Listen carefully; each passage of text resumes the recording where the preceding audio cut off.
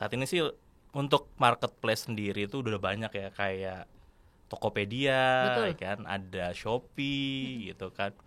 Terus ada Blibli juga ada tuh, Lazada. Lu ada Bineka, Mas? Dulu masih ada Bineka Sekarang nggak gitu. tahu ya. Bisnis digital sendiri sebenarnya sih seru sih. Tapi memang di situ kita harus benar-benar pikirin dari pre-productionnya, terus kita proses sampai pro-productionnya, post-productionnya maksudnya. Setelah launching harus kita pantau terus gitu. Apakah itu sesuai dengan plan kita ketika menjalankan aplikasinya itu. Misalnya bisnis plan-nya kita seperti ini, apakah tetap berjalan dengan baik atau tidak gitu. Ada ide untuk gimana sih kita biar bisa nih ojek kita bisa panggil tanpa harus kita samperin dulu ke pangkalan gitu. Jadi awal Gojek itu seperti itu, kemudian larilah berkembang mulailah expand ke pembelian makanan. Jadi lebih gampang nih dengan aplikasi Gojek ini, karena ojeknya juga dari mitranya Gojek itu sendiri, jadi lebih cepat gitu sih. Assalamualaikum warahmatullahi wabarakatuh. Selamat datang di podcast Rumpi Asik.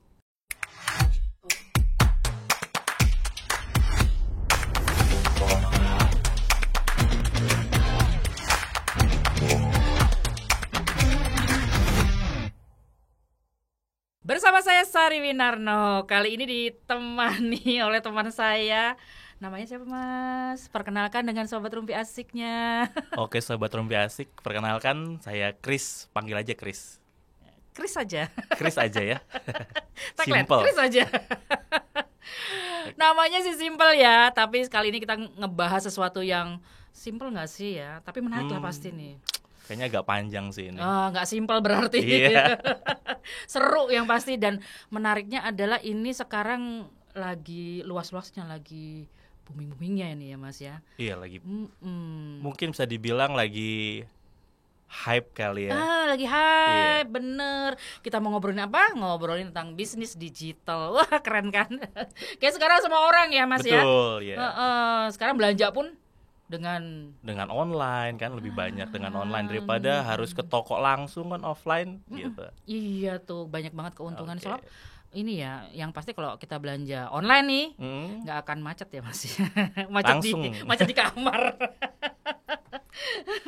Nggak perlu repot-repot bermacet-macet ya, nggak perlu mencari parkir pastinya ya untuk pembelinya ya, Mas ya. Betul. Dan untuk penjualnya juga nggak perlu sewa tempat ya? Tempat, lebih cost efisien lah istilahnya. Iya, gitu. Kayak gitu. Sekarang silahkan Mas dijelasin nih tentang online shop nih kayaknya ya. Sekarang udah ada online shop, juga ada wadahnya nih ya, marketplace ya. Betul. Saat ini sih untuk marketplace sendiri itu udah banyak ya, kayak Tokopedia, kan, ada Shopee gitu kan. Terus ada Blibli juga ada tuh, Lazada. Lu ada Bineka, Mas? Dulu masih ada Bineka. Sekarang nggak gitu. tahu ya. Terus masih banyak sih tempat-tempat lain, tapi yang terbesar sih masih dipegang sama Tokopedia sama Shopee ya, gitu. Ini Mas Chris sendiri punya bisnis mungkin? Untuk bisnis baru hanya untuk digital aja sih.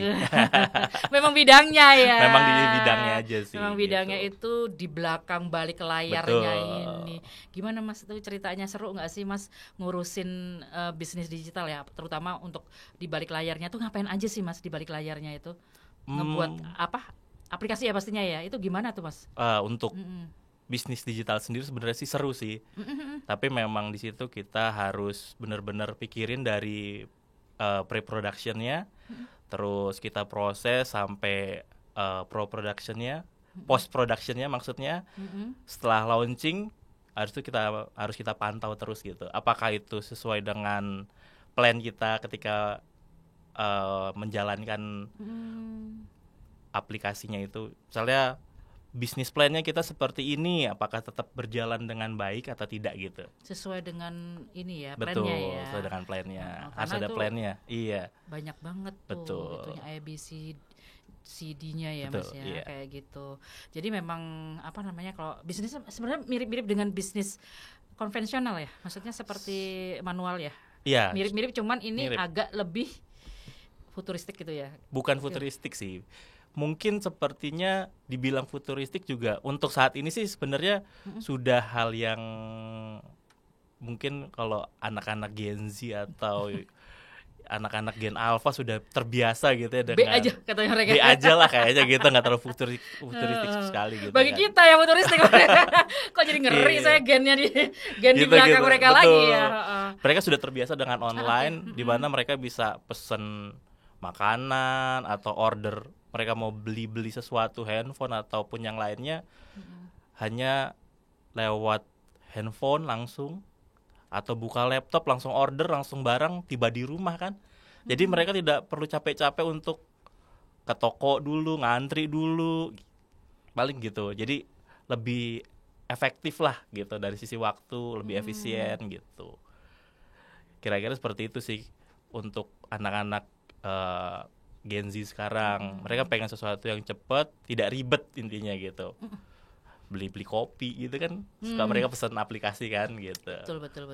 Sekarang sepertinya rantai antara penjual, pembeli dan kurir nih sama. Iya, jadi satu gitu. Satu jadi rentang begitu. Betul. Itu saling menjalinnya itu pakai aplikasi semua itu pastinya Mas Pakai ya. aplikasi pastinya gitu. Jadi kalau sekarang itu kita lihat kayak contoh ya aplikasi Gojek, di situ semua udah jadi satu tuh. Dari toko-toko yang bekerja sama dengan Gojek ini, mereka jadi istilahnya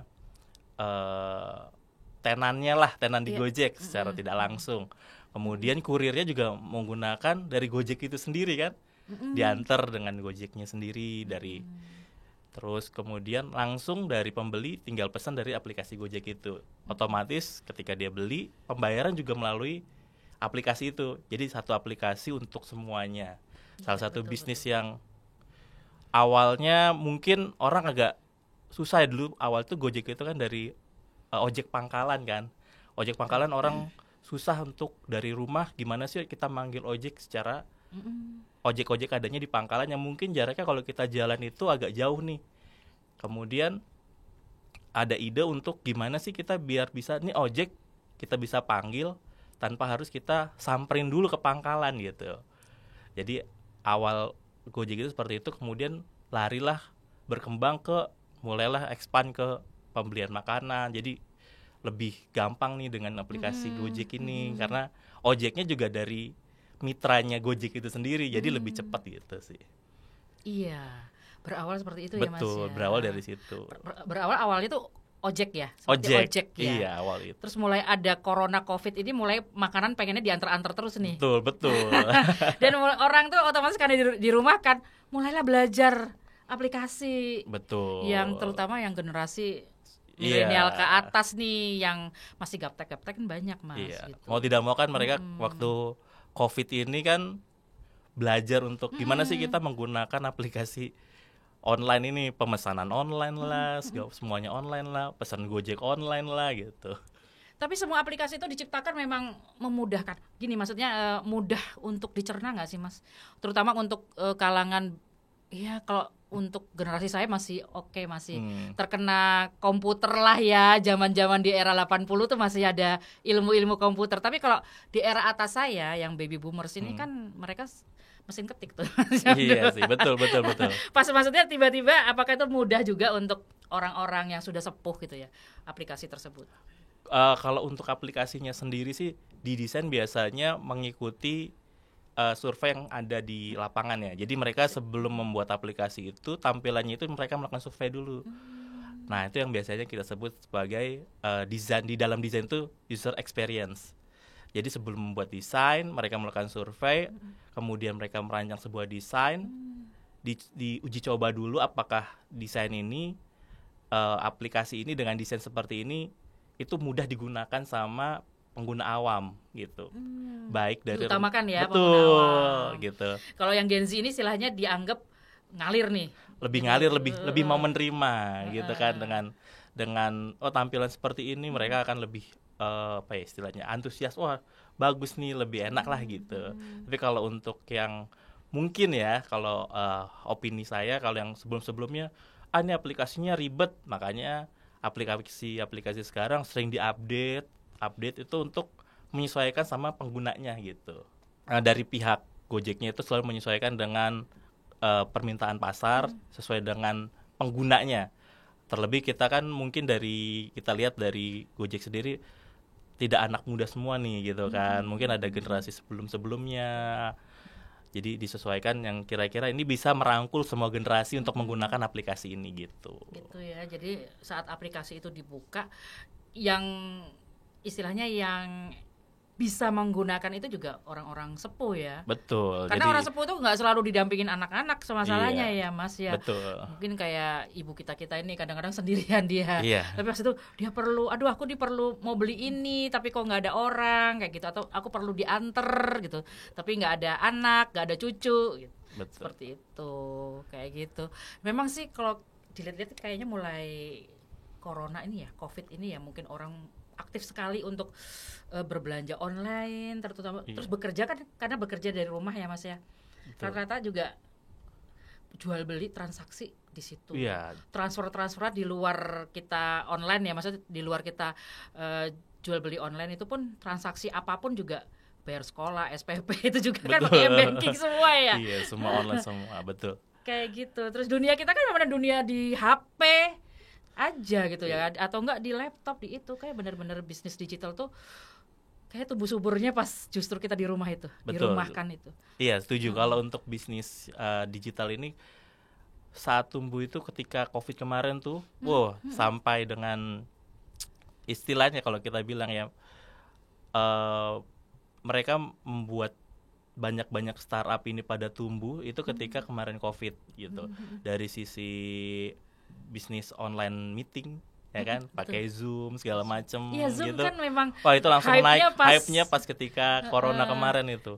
Gitu. Terus belum lagi ada Google Meet juga ya. Betul, Google Meet gitu. Banyak acara-acara webinar ya kan. Dimana sebelumnya itu dilakukan secara offline. Sekarang orang sudah mulai terbiasa dengan online nih, karena sekarang ada dua pilihan betul, ada dua pilihan betul. Jadi ada online dan offline sekarang. Kadang-kadang mereka juga membuat hybrid di mana online dan offline itu dilakukan secara bersama, seperti itu sih. Gitu. Salah satu bisnis yang saya bilang mereka booming di kala pandemi sih kayak gitu. Jadi dunia baru ya? Dunia baru jadinya gitu. Bisa dibilang sebagai dunia baru ketika pandemi itu gitu. Iya, karena itu mulai yang dulunya belum pernah ada jadi ada. Betul. Yang dulunya itu hanya tadi ojek online. Yeah. Ojek online pun baru kita kenal kan ya. Sempet berseteru dengan ojek-ojek pangkalan dulu. Iya, betul. Dan akhirnya memang karena dunia sudah berubah dan semuanya serba online, jadi yang memang konvensional ini ikut lebur ya akhirnya. Betul. Seperti itu. Iya, kalau kita balik lagi nih ya ke Gojek tadi ya. Oke, kembali lagi ke situ. Karena kemarin itu banyak yang kita bisa lihat ya, antara ojek online dan ojek pangkalan itu saling istilahnya apa ya? Sedikit bentrokan lah ya istilahnya kan.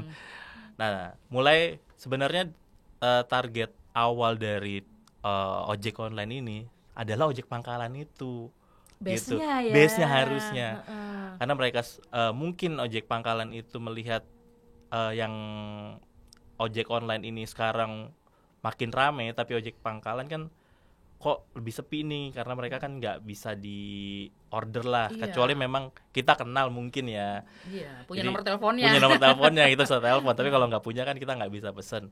Jadi sebenarnya Gojek itu, atau mungkin sekarang Grab atau Gojek itu yang online, ojek online itu sebenarnya awalnya mau merangkul ke ojek-ojek pangkalan ini, dimana biar tidak ada lagi perselisihan lah gitu antara ojek online dan ojek pangkalan gitu. Jadi mereka juga bisa mangkal, bisa ambil online juga sebenarnya gitu.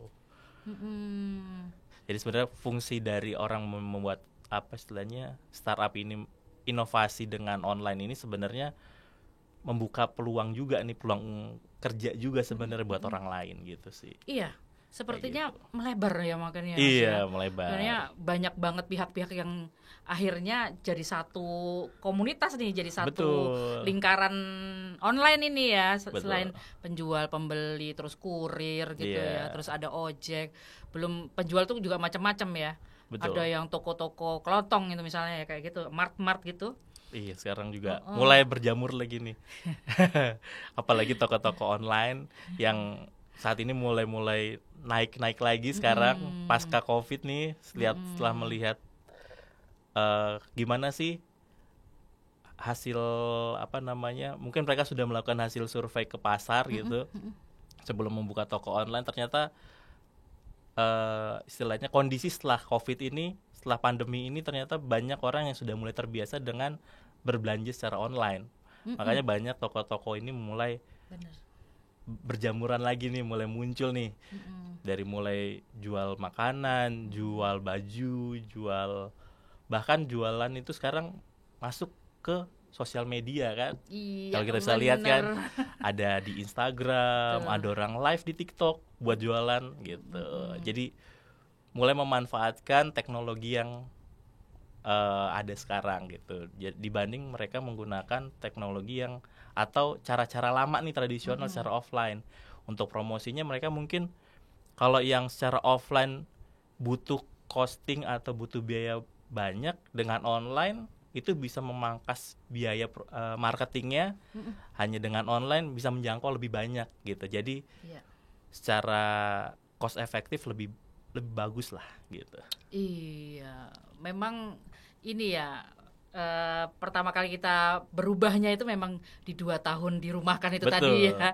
Iya. Setelah itu kayaknya menjadi suatu hal yang baru dan menarik, dan kayaknya susah juga untuk kembali ke konvensional. Makanya sekarang orang-orang penjual mau di pasar tradisional Mas, mau di supermarket atau pasar modern, sekarang mereka memakai 2 sistem tuh. Mau online atau offline ya. Betul. Bisa jualan, tetap punya toko fisik, tapi dia tetap jualan online juga gitu, punya toko online juga. Iya, sebenarnya mereka membuat toko online buat menjangkau lebih banyak lagi gitu. Karena memang lagi masanya betul. Sejak Covid itu masanya, jadi yang nggak punya toko online kayak merasa tertinggal gitu kayak Mas ya. Ya sebagai kita bisa lihat ya contoh kayak Matahari ya. Mereka sebelumnya kan tidak masuk ke ranah digital kan, hanya fokus di offline kan. Jadi banyak sekarang mungkin tinggal beberapa outlet lah untuk Matahari ya. Karena mereka kalah bersaing nih. Iya, dengan toko-toko yang sudah mulai di online. Tapi kalau saya lihat sih ya, sekarang Matahari mungkin sudah berbenah diri nih, sudah membuat toko online-nya lagi nih gitu. Ada kalau Matahari juga di marketplace ada. Udah mulai ada Matahari Mall kan ya. Iya, Matahari Mall, dan termasuk juga sebelahnya adiknya, sisternya itu Hypermart ya. Hypermart. Itu ada tuh, saya lihat kok di Shopee ada, di Tokopedia juga ada. Betul, kayak gitu. Jadi memang dunia ini sudah dibilang berubah sih enggak sih, berkembang lah ya. Berkembang ke arah digital sih semua. Berkembang, bahwa manusia itu memang jadi individu yang baru. Betul. Setelah Covid ini. Tapi guys, semuanya ya Sobat Rumpi Asik, itu pilihan kok. Kalian mau tetap bertatap muka, aku nggak biasa online, kayaknya lebih mantep megang. Ada yang begitu, ada Mas. Begitu. Megang barangnya. Lebih srek katanya. Betul. Kadang-kadang kita kan bisa lihat nih, oh ini barangnya kok bahannya gini ya. Kalau online mungkin kelemahannya kita nggak bisa pegang barangnya gitu, ngerasain nih barangnya nih. Mau beli baju contohnya, gitu. Betul. Memang pengen bahannya kayak apa sih gitu loh, cocok apa enggak, ini XL-nya sesuai saya enggak, apa XL-nya taunya ukurannya L kayak gitu kan. Kalau orang-orang jadul tuh kayak belum mantep kalau belum dipas-pasin itu loh Mas. Kayak gitu. Terus kalau makanan biasanya mereka senang yang ada itu sampel untuk incipnya. Iya. Biasa kalau kita online sekarang kan nyari rating yang paling tinggi nih. Betul. Kita nyari bintang 5, minimal 4,5 itu udah minimal. Kok sama sih? Karena kita nggak bisa ngerasain kan. Reviewnya kita baca dulu. Iya. Kayak gitu. Memang sekarang dunia digital ini bisnis yang menggiurkan ya Mas, ya, bisa dikatakan. Dan ini primadona ya. Iya, saat ini sangat-sangat primadona sih. Banyak orang berlomba untuk bisnis digital. Tuh guys. Tapi jangan kecil hati yang kok aku belum bisa ya untuk merasakan bisnisnya. Tapi bisa dicoba kok. Bisa dua-duanya. Kamu mau belanja secara online apa offline? Wah, itu pilihan yang keren ya Mas ya. Sama-sama keren. Sama-sama punya kelebihan dan kelemahan masing-masing. Tapi kalau mengcombine dua-duanya juga lebih bagus lagi tuh. Iya. Jadi rajin gitu jadinya. Jadi semuanya masuk ya, kayak gitu ya. Secara iya. online juga masih bisa dapet, offline pun juga orang masih bisa ketemu tatap muka. Betul. Gitu. Ada ini salah satu teman saya tuh Mas Kris. Jadi dia belanja online dan offline juga gitu. Jadi misalnya baju gitu ya. Dia ngeliat online-nya bintang berapa, reviewnya apa gitu. Dia teliti sekali. Terus akhirnya dia nanti datanglah misalnya ke kayak PTC atau apalah gitu ya, Tanah Abang atau apa gitu Mas. Nanti dia lihat yang dengan merek ini bahannya apa sih? Oh, ntar baru dia banding, rajin sekali. Bandingin harga. Secara offline sekian, secara online sih. Iya. Agak ribet tapi kayak puas. Iya. Gitu, ada yang seperti itu. Jadi itu semua pilihan di kamu. Iya Mas ya. Betul. Kita kembalikan lagi lah pilihan Kita ke pembeli. kembalikan dan itu nggak ada yang salah ya Mas. Betul, ya. nggak ada yang salah. Mau offline, online atau mix itu pilihan.